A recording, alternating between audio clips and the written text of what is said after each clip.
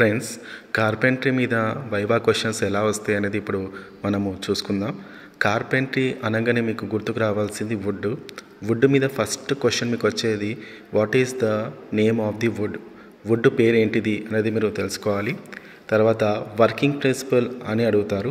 Working principle అంటే మీరు starting procedure ఎలా స్టార్ట్ చేస్తున్నారు, దానికి కావాల్సిన టూల్స్ ఏంటిది, మార్కింగ్ టూల్స్ ఎలా తీసుకొని ఎలా మార్కింగ్ చేస్తున్నారు, ఇదంతా మీరు స్టెప్ బై స్టెప్ చెప్పాల్సి వస్తుంది.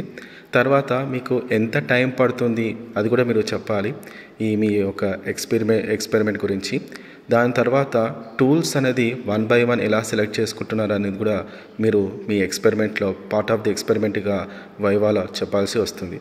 తర్వాత ఈ సేఫ్టీ ప్రికాషన్స్ గురించి చాలా క్వశ్చన్స్ వస్తాయి. ఈ సేఫ్టీ ప్రికాషన్స్ గురించి మీరు కంపల్సరీగా చెప్పాలి. సేఫ్టీ ప్రికాషన్స్ అంటే షూస్ ఎందుకు వేసుకుంటున్నారు, ఆఫ్రాన్ ఎందుకు వేసుకుంటున్నారు, తర్వాత హ్యాండ్ గ్లౌస్, హ్యాండ్స్ ప్రొటెక్షన్కి, ఫేస్ ప్రొటెక్షన్కి ఏమేమి వాడుతున్నారు అవన్నీ కూడా మీరు చెప్పాల్సి వస్తుంది. ఇదే కాకుండా ఈ మన కార్పెంటరీలో ఈ మీరు చేసే జాయింట్స్ ఉన్నాయి కదా, ల్యాబ్ జాయింట్ కానీ ఓకే, ఈ జాయింట్స్ గురించి చాలా క్వశ్చన్స్ వస్తాయి.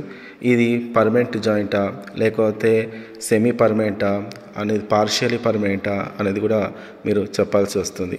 సో మీరు ఎక్స్పెరిమెంట్ అయినాక తర్వాత మీరు ఏమన్నా ఇంకా ఎక్స్ట్రా ఏదైనా యాడ్ చేయాలనుకుంటే మీ జాబ్ చూసుకుంటే కూడా మీరు వైవా క్వశ్చన్స్ చెప్పొచ్చు. సో ఇట్లా స్టెప్ బై స్టెప్ మీరు ఎక్స్ప్లెయిన్ చేస్తే మీకు ఈజీగా మార్క్స్ వచ్చేస్తాయి. సో ఇట్లా మీరు నేర్చుకోవాలి.